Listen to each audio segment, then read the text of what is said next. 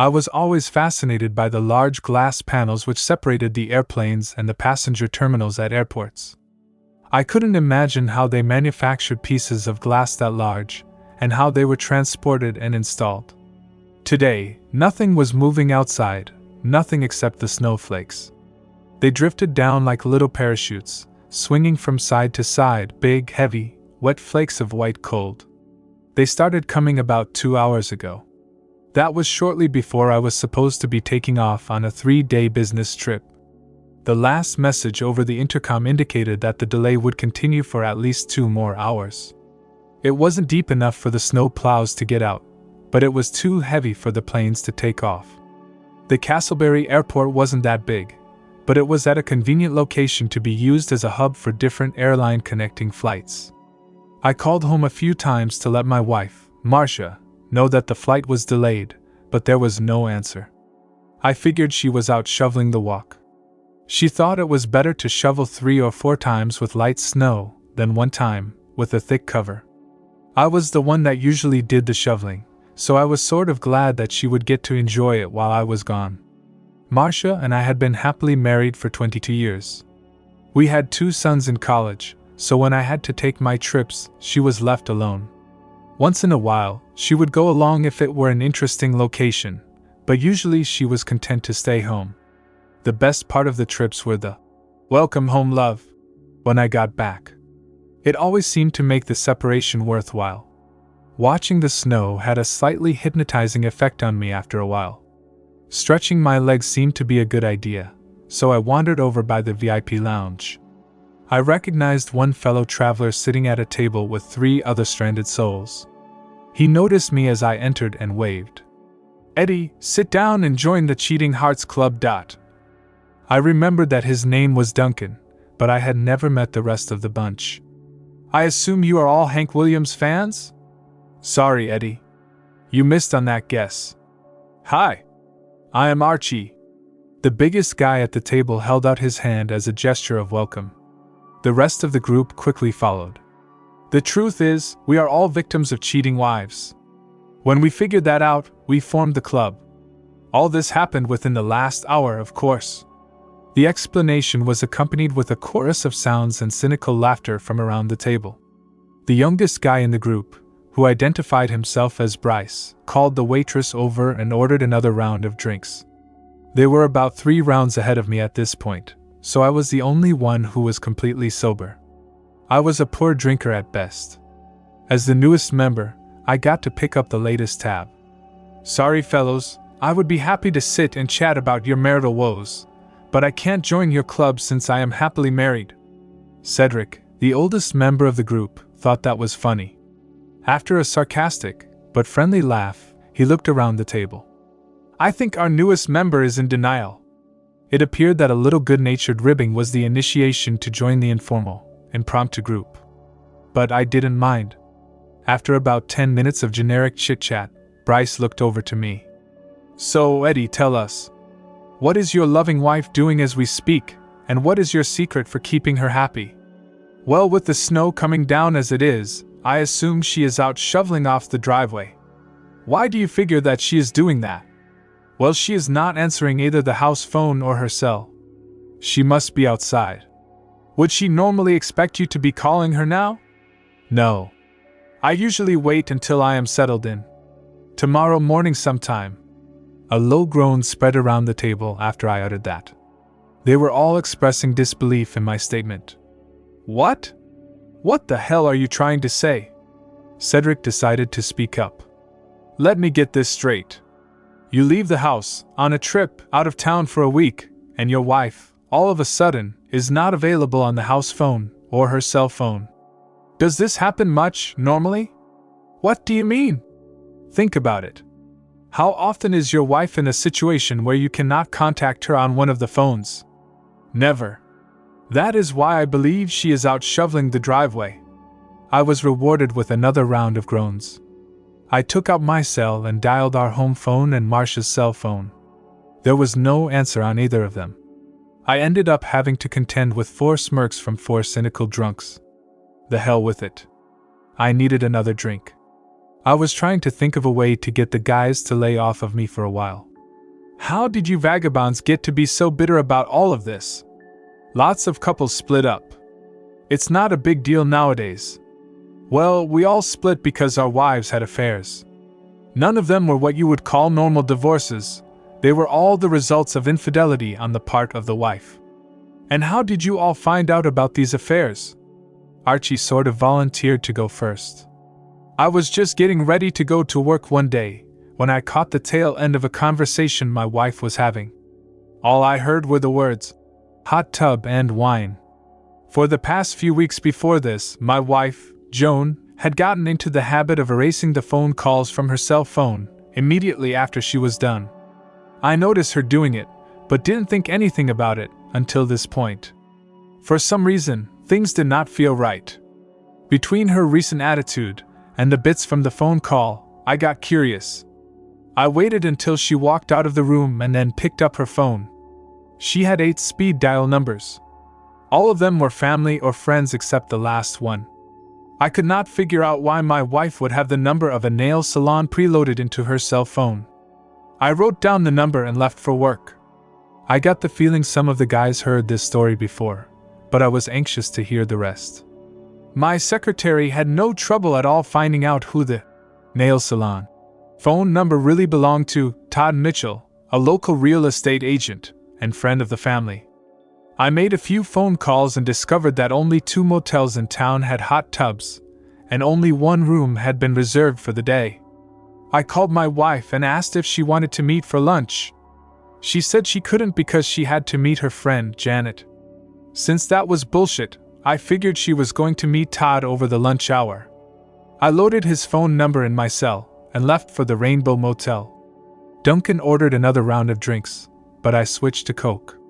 Archie continued with the account of his wife's dalliance. Todd arrived at the motel before I did and parked his Mercedes in front of room 117. I parked a few spaces down from it. I only had to wait a few minutes until Joan's Civic entered the back lot. I got out of my car and leaned on the fender. The expression on her face was unforgettable as she recognized me. She knew that I had seen her and had no option except to park and get out. She tried desperately to convince me that Janet was meeting her there and they were going to just drive 1 car to the restaurant. I didn't say anything, but just smiled. She stopped talking, and I took out my cell phone and dialed the new, preloaded number. When Todd answered, I said, "Joan is going to be a little late today, and they are towing your car away." My wife stood with her mouth agape as Todd fooled the door of the motel room open to see what was happening to his Mercedes. By that time, I was standing by the door. When he rushed out, he tripped over my extended leg and fell right on his face. A swift kick to his genital area completed things. I quietly got into my car and drove to the lawyer's office. 6 months later, I was a free man, and so was Todd. I take it that you had no idea anything was going on until you happened to overhear part of a conversation? That's right, Eddie. I found out later that they had been together for almost a year. I trusted my wife and had no reason to doubt her fidelity. There is nobody more gullible than a loving husband. Duncan stretched out in his chair, unsuccessfully trying to turn it into a recliner. Maybe you should try your wife again, Eddie. She might be done shoveling by now. When neither the house phone nor her cell phone got answered, I was rewarded with a round of sounds and eye rolling. Bryce leaned over the table. "Eddie, do you have a neighbor you could call, just to see if everything is okay?" After flipping through a small telephone book I had in my coat pocket, I called the old guy who lives across the street. He was retired and enjoyed being the eyes and ears of the neighborhood. Cedric ordered another round of drinks. He switched to Coke also. Well, what the hell did he have to say? I didn't notice who asked the question. Marcia left the house about 2 hours ago, just when the snow started. He hasn't seen her since. The driveway and sidewalk have not been shoveled. As expected, a loud, long groan emanated from around the table. It was as if they were all saying, "I told you so," at the same time. It was Bryce's turn to entertain the group. Well, at least I saw it coming. I don't know how long it was going on when I started to pick up on the little things. Sadie and I had 3 kids in high school, and I was on the road far more than I should have been. The only good thing was that she kept the affair secret from the kids, and never brought the guy to the house. At least I think she never did. I finally faked an out-of-town trip, so I could check things out. It was pretty cut and dry. He picked her up at the mall, and they went to a motel, about 20 minutes from our house. I watched from the outside as they took the elevator to the 3rd floor. I am a pretty laid-back guy, but I will resort to violence if I feel it is necessary. I went home from the motel and got a cooler filled with canned soda, a crossword puzzle book, a baseball bat, and a lawn chair. I took my time driving back to the motel. Duncan ordered a large plate of nachos from the bar. Bryce continued with his story.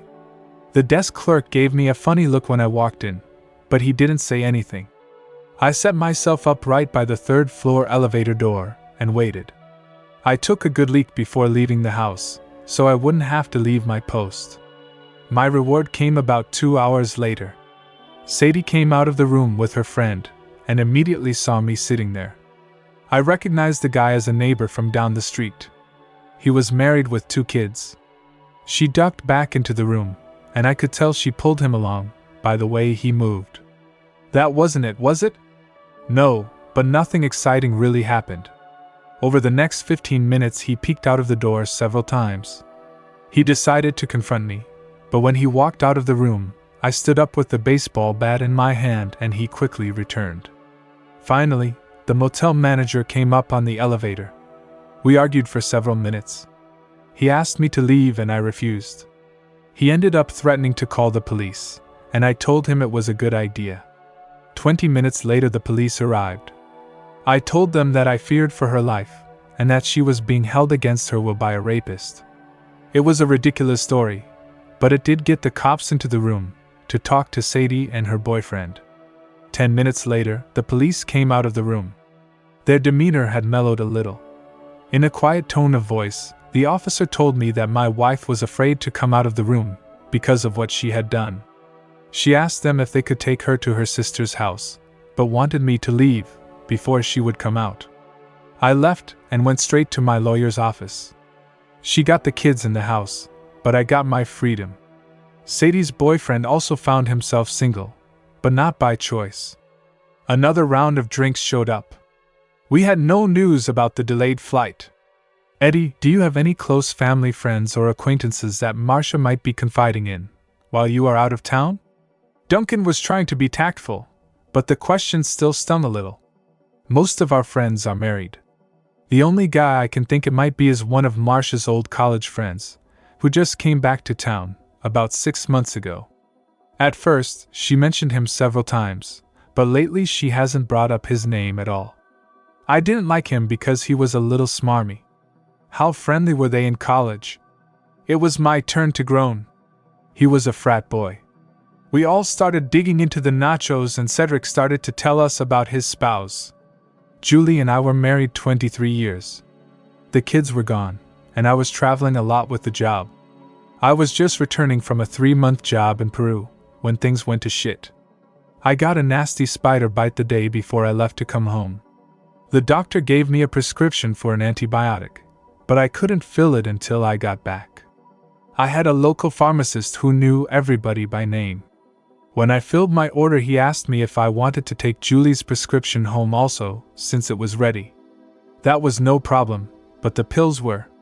I had gotten a vasectomy 10 years earlier, and my wife had gotten a prescription for birth control pills 2 days before I left on my trip. She had planned it ahead. I had a hard time following Cedric because I kept finding my mind wandering. His name was Travis Coates. He was good-looking and apparently rich. He drove a nice car and had a good job. I had his address and phone number in my little book, for some reason. I still felt he was a sleaze, but I could see where Marcia might find him attractive. The more I thought about it, the more troubled I became. I tried to concentrate on what Cedric was saying. I didn't say anything to Julie about the birth control pills. When I got a chance, I pulled the past few months' cell phone bills and checked the calls. 20 minutes after my plane took off, 3 months before, she made a call to Langford Landscaping. That was the guy who cut our lawn. Terry Langford moved up here from Kentucky with a wife and 3 kids. He started a lawn mowing service and gave it a fancy name. Over the last 3 months, Julie called him almost 30 times. There were no other suspicious calls on the list. The next morning, I paid a call to Terry. He wasn't home, but his wife was more than willing to talk to me. It seems that Julie was paying Terry $50 every time he came to the house and serviced her. His wife didn't like it, but said they needed the money to feed the kids. It was not his idea, but I still felt I needed some satisfaction. I told his wife I would be back the next day. By the time I got there the next morning, they were gone. I don't know if I was disappointed because I didn't get a chance at him, or glad he was gone. 2 days later I served my wife with divorce papers. We decided not to order any more drinks. Well, Eddie, what have you decided to do?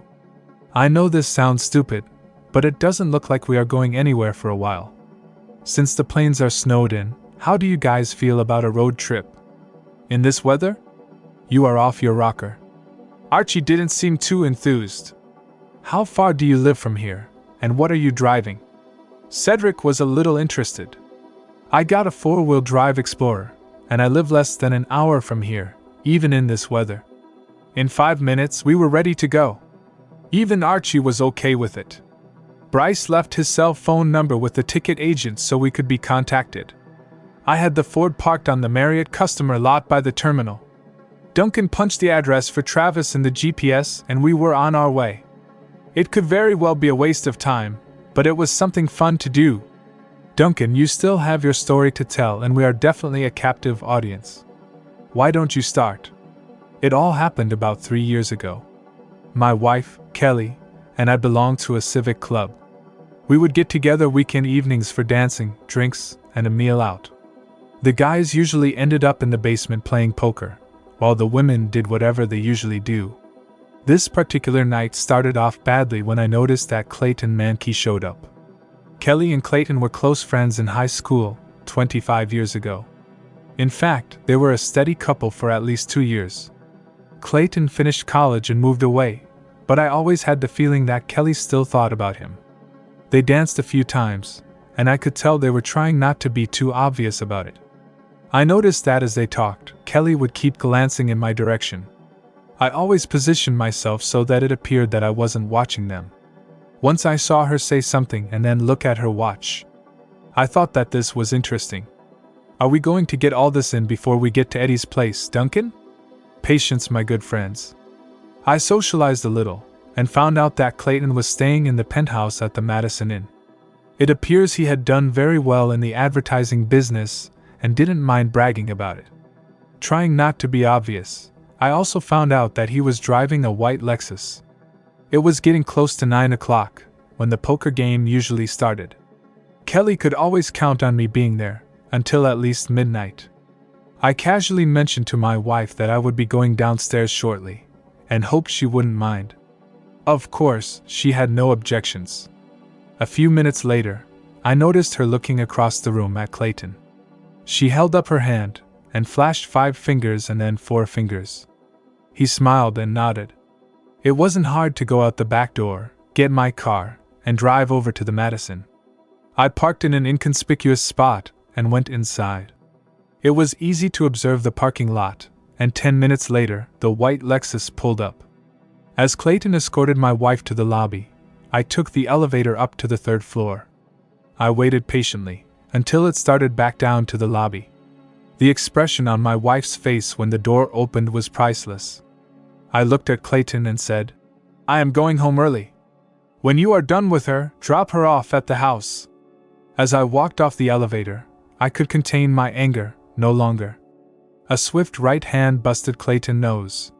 He landed flat on the floor. 10 minutes later I was home, and 10 minutes after that, a cab dropped Kelly off. She came in, looked at me and ran to the bedroom. Later that night, I drove myself to the emergency room and had my broken hand fixed. I never knew hitting a guy in the face could hurt your hand so much. For months after that, I was divorced. Wow. He did finish on time. Nice story, Duncan. Now, how close are we to the rendezvous point? Bryce seemed to be getting anxious. Turn left in 1.2 miles, Eddie. The closer we got, the more interested the group was. The snow was still coming, but a little slower. None of the streets had been plowed yet. It was actually pretty, but I was not in a mood to appreciate it. Do you guys see that blue Focus wagon on the left? Yeah. Is that it? I parked a few feet from the Focus and got out. With a quick swipe of my hand, I cleared the snow off the driver's side door and opened it. She had left her purse on the passenger seat of the car. Her cell phone was inside, and it showed 3 missed calls, all from me. By that time, all of the guys were out of the SUV. What are you going to do, Eddie? Do you want to go inside? The 5 of us could give the guy a hell of a scare. That's a good idea, Archie, but I think I'll go low-key on this one.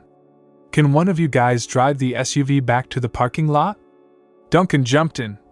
Hey, no problem. We can just backtrack with the GPS if we get lost. About that time, Bryce's cell phone rang. The flight would be ready in an hour. We had just enough time to get back. So, Drick and Archie got all the snow off the wagon, and we were on the way to the airport in no time. I parked the Focus beside the Explorer in the courtesy lot. I would only be gone 5 more days. By that time, Marcia would have figured out what happened. If she reported the wagon to the police, they would locate it with no trouble. I am sure she would be struggling to come up with some type of explanation, but it would be in vain. Tomorrow, I will contact my lawyer. In 6 months, I will be a member of the Cheating Hearts Club. The odds of all 5 guys getting together again was pretty slim, but we did have an interesting evening. It took me over a year to destroy Travis. I called in all the favors I had coming from friends over the years. He had built his career on slick talk, but didn't have the skills and knowledge to back it up. I would have loved to carry my revenge further, but he disappeared overnight. The house was sold, and I ended up having to give half of the proceeds to Marcia. She got no alimony or pension rights. Somehow, all of our friends and relatives were able to find out the cause of the separation. Marcia was not happy.